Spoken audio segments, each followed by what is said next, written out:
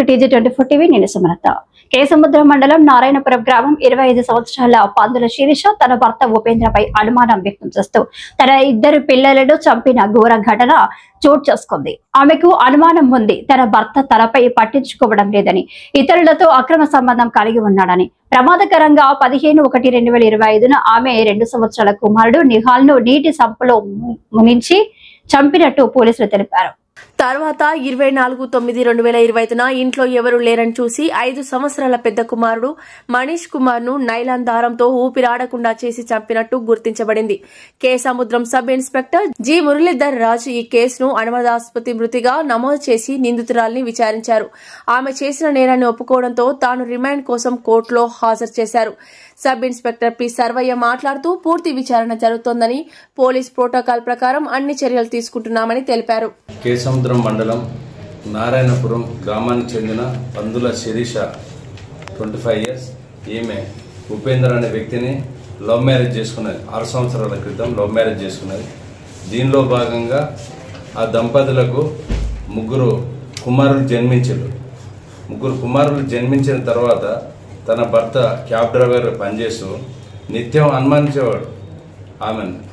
ఆమె చెప్తుంది, శిరీష నన్ను నిత్యం అనుమానించి నువ్వు వాళ్ళ దగ్గర పడుకున్నావు, వీళ్ళ దగ్గర పడుకున్నావు అని చెప్పి అక్రమ సంబంధం అంటగడుతూ ఆలన పాలన కూడా చూసేవాడు కాదని, తనకున్నటువంటి ఆ 3 పిల్లలు కూడా తన యొక్క అత్తమామల దగ్గరికి పోతున్నారు, నాకు దగ్గర కానియట్లేదనే కోపంతో ఈమె ఆత్మహత్య చేసుకోవాలని నిర్ణయించుకోవడం జరిగింది.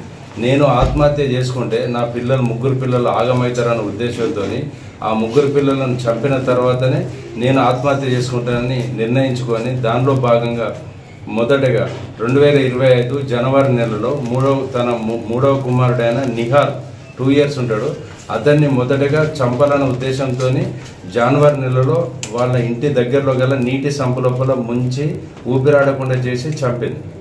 తర్వాత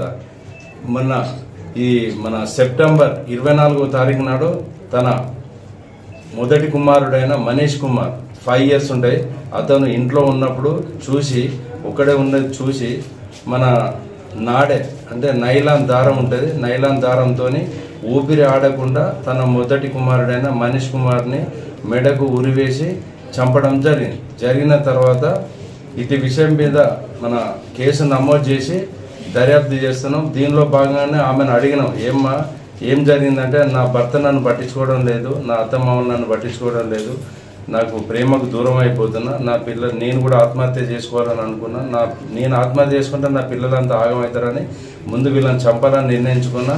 మరి మొదటి కుమార్ని ఎప్పుడు చంపినామమ్మా అంటే మన జనవరి నెలలో చంపినాన్ని ఒప్పుకోవడం జరిగింది.